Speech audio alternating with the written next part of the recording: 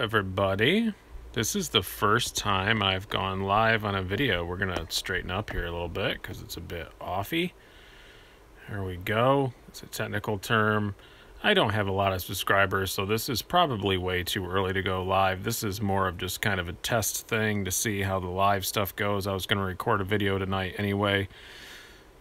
And I have the mother of all internet connections, so I thought I'd go live. I've got a green light fiber optic internet, not available in a whole lot of places yet, but if you are in a city, this is an endorsement of green light fiber optic. It's very, very fast, very cool.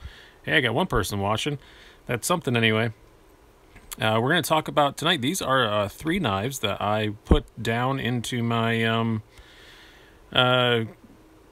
my bottom 3. I decided I wanted a winter knife, a winter specific knife. It is very, very, very, hello DE, very cool to have you on here.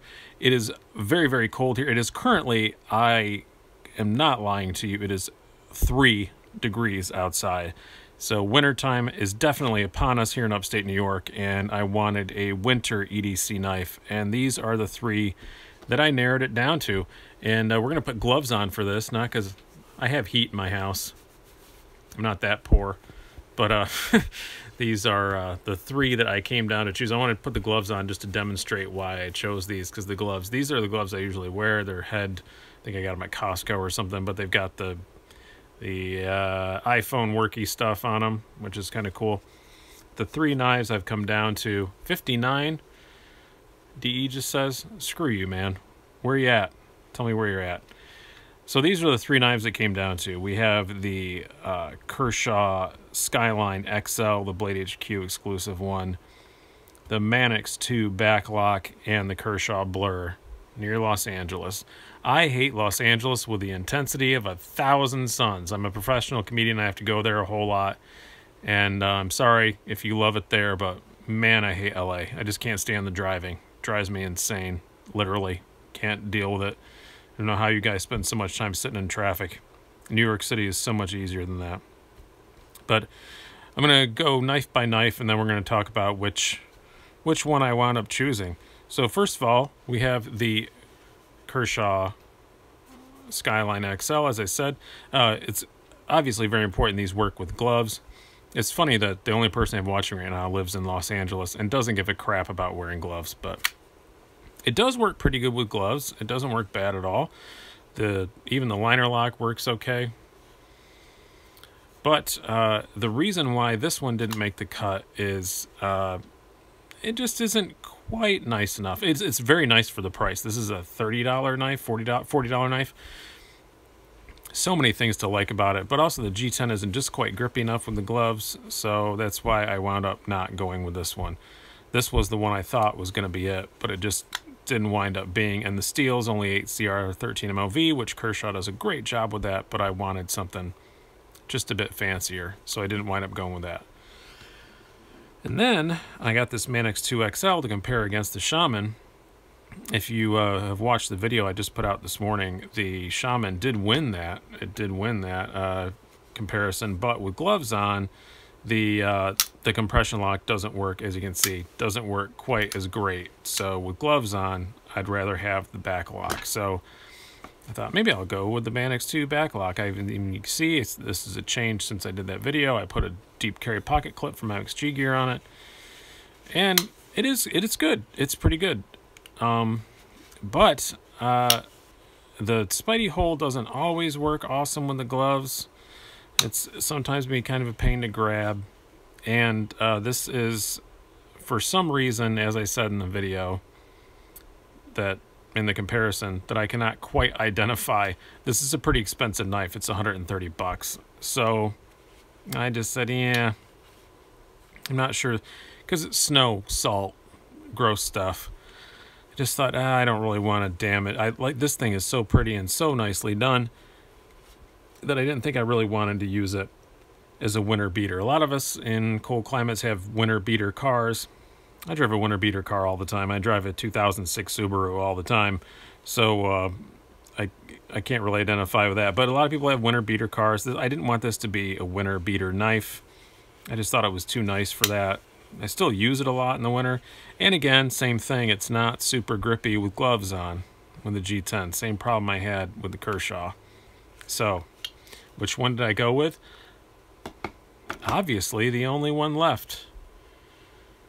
Do you think that the Manix backlock is worth the extra money over Olem Medic? If you watch my review of the Manix 2 backlock and my comparison thing, no, I don't. I do really, really like the Manix 2 backlock. I get why they did it. I totally get it. I don't get the price. That's something I just don't understand why. As I said in the review, shouldn't it be cheaper to make a backlock than it is to make a ball bearing lock? Seems like it'd be a lot cheaper. Doesn't it? Doesn't seem like the backlock would be cheaper to make than the ball bearing lock, but yeah, I mean, it's cool. I like it. I'm not going to get rid of it or anything, but no, I don't really understand why it costs more. I don't get it at all. But back to my Winter Soldier, as I'm calling this review. This is the knife that wound up being my Winter Soldier. This is a Kershaw Blur with the S30V steel. I wanted something with a little higher end steel. S30V is good. The Sandvik that they make, the regular version, is totally great. The Sandvik would be fine. I would have been totally fine with one of those too. But I like the grind on the S30V a little bit better. I like how they do that. I do like the recurve. It's a bit of a pain in sharpening, but I use cylindrical stones a lot, so it's not really a big deal for me. I did put a deep carry pocket clip on it, but this is an $80 knife. So also, I don't mind it getting in the salt and the sand and, you know, all the gross stuff that's out there in the winter. I don't mind it getting wet. It's an $80 knife. It's a full production knife. It's not like a limited edition or anything. And this, what do they call it? Grip tack grip. Yeah, and the tip is thicker on the S30V, as Olem Medic just said. Yeah, it is, and it's a beefier tip. A lot of things to like more about the S30V, but I love this grippy. Everybody first, it was like skateboard tape. I don't skate, so I don't know. I'm going to take your word for it, but it works great with gloves. It's a very, very grippy knife, and it's cool to have the deep carry pocket clip and all that. And the liner lock doesn't get caught up in my gloves.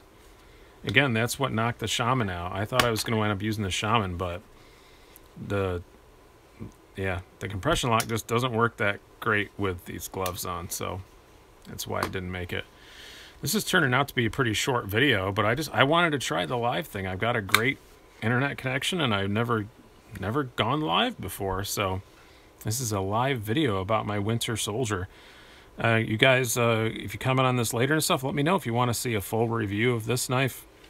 It's been out for a long time. There are a bazillion reviews about it. I don't think you need to see my take on it. The Kershaw Blur is very, very, very good. Oh, good. Yeah, thanks for letting me know the quality is excellent. Yeah, I've got a fiber optic cable internet, so it's pretty quick. Everybody loves the Blur. It's been around for a long time. Some people, you say your Skyline touches the backspacer. Does yours? No, mine doesn't. I have the XL. I don't have the regular size one, so I don't know which one you have, but no,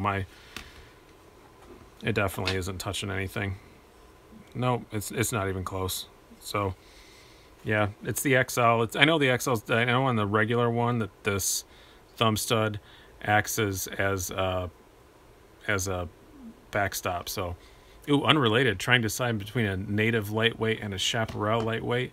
You know what? I'm gonna take the gloves off for this one. This video wound up running shorter than I thought it would, but I have hold on, let me grab my Spidey pack. I have both of those two knives here.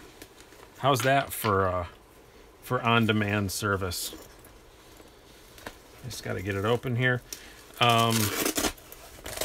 It depends on what you're trying to do with it. If you're trying to carry it as an EDC everyday kind of thing, I would probably go with the Native 5, but which is right here. It's Native 5 lightweight. If you are looking for a smaller knife, yeah, EDC I'd probably go with the Native 5, but man, I love the Chaparral lightweight. It is so nice, so slicey. The build quality on it is just fantastic because it's a Tai Chung made one. I totally get why people love the Tai Chung so much now. Yeah, if I was going EDC, only knife I'm going to carry, oh, thanks, man. I appreciate the compliment there. Yeah, I would go with the Native 5 lightweight. But I often, especially in the wintertime, I carry two because I'm wearing a big bulky jacket, so I might as well stick a big knife in the jacket and a small one in my pocket. So I've been carrying this more lately. But I can totally see summertime I'm going to wind up carrying this a lot because it's so light and so small. So I think you said you're an LA guy. Yeah, this is a pretty good LA knife. It's light. You're going to be wearing shorts and stuff a lot. It's going to work good. I'd probably say Native lightweight and save yourself a few bucks because I believe the Chaparral is a bit more expensive. I don't have the notes in front of me. But yeah, the thinness of the Chaparral is very hard to deny. It's so thin. I mean, it's not even comparable, really. But if you're only going to have one, I'd probably go Native 5 lightweight. Or Lil Native. Maybe Lil Native. I got one of those, too. I feel like a Spydercos salesman tonight. I feel like I should get a commission. Let them know that. Where's the Lil Native? Here we go. Or perhaps Lil Native, which is even smaller blade, but a little beefier knife. Even though it's, you gotta catch them all. Don't make Pokemon references. I lost my children to Pokemon for an entire summer. But no, yeah, this is it's a smaller blade, but it's a very beefy knife. But yeah, if you're only going to have one, I would probably say some form of Native variant. It doesn't even have to be the lightweight. Even the regular one isn't that heavy, and then the regular one's pretty cool too. So yeah. You guys have any other questions about stuff that you've seen me, if you've watched a lot of hopefully you've watched other reviews if you're watching this. I know there's only a couple of you on here, but got any other questions? I don't really have much else to talk about unless you want me to talk with some other knife. Oh, you're very welcome for the comparison. Yeah, I didn't do a direct comparison on these two because they're not that similar in size. I didn't really think it was worth it. So I don't want to do one-on-ones for no reason whatsoever. Let you guys know what's coming up. If you guys stuck around this long, what's coming up soon. I think, how do I rank the Delicate in there? Hold on, I got a Delicate too. My Delicate is a bit weird. This is kind of an interesting story.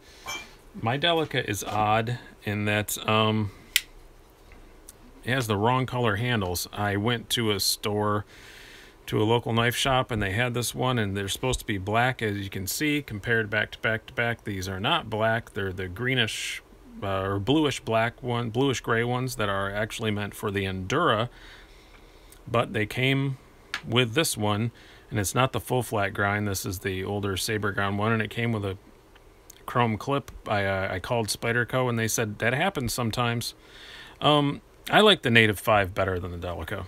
I know I may be in the minority in that, but I have pretty long fingers. They're skinny, but I got long fingers.